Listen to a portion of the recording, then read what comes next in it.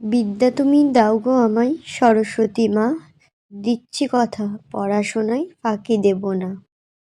বুদ্ধি তুমি দাও গো আমায় সরস্বতী মা, দিচ্ছি কথা পুজোর আগে কুলজে খাবো না। তো হ্যালো বন্ধুরা, কেমন আছো সবাই? আশা করছি সবাই ভালোই আছো। তো আমি পায়েল, সবাইকে আবার নতুন ভিডিওতে স্বাগতম। তো দেখতেই পাচ্ছ এই যে এই সরস্বতী ঠাকুরটা আমার মেয়ে, সবাই মিলে অঞ্জলি দিচ্ছে শাড়ি পরে।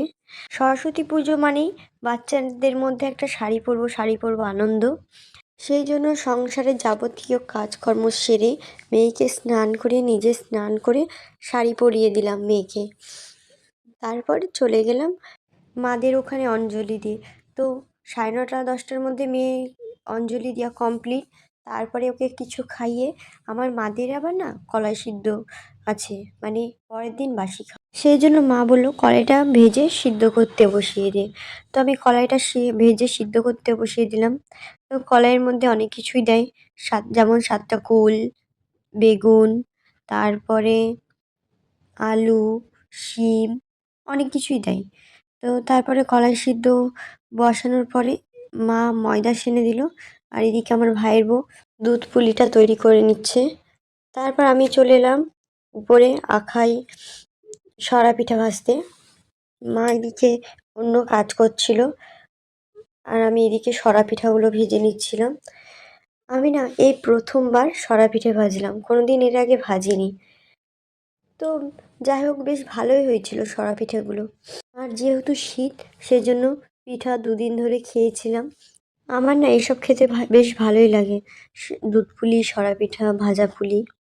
কারণ শীতের সময় ওই 1-2বার করেই হয়, তো সেজন্য বেশ ভালোই লাগে। তো দেখো কত সুন্দর সুন্দর হয়েছিল পিঠাগুলো। আমি পিঠেগুলো যখন বানাচ্ছিলাম তখন আমার মেয়ে তার দাদুকে গিয়ে পিঠাগুলো দিচ্ছিল, যে গুড় দিয়ে খাওয়ার জন্য।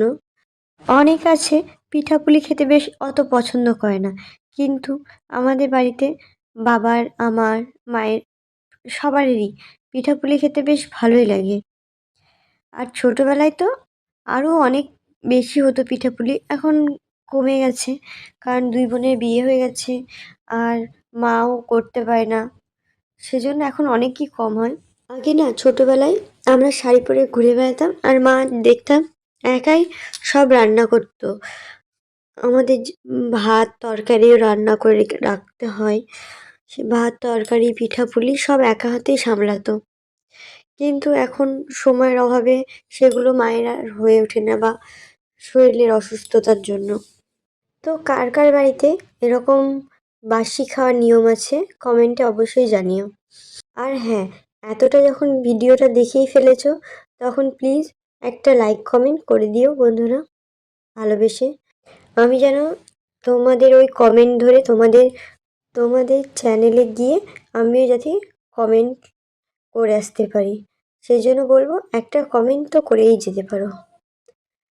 তো পিঠেগুলো সব কমপ্লিট হওয়ার পর এদিকে দুধ জাল করে দুধে পিঠেগুলো ভিজতে দিয়ে দিয়েছি।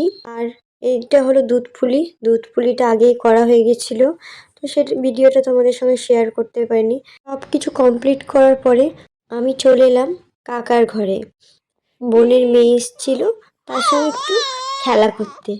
তো দেখো কত সুন্দর সে কথা বলছে আমার সঙ্গে তার ভাষায়।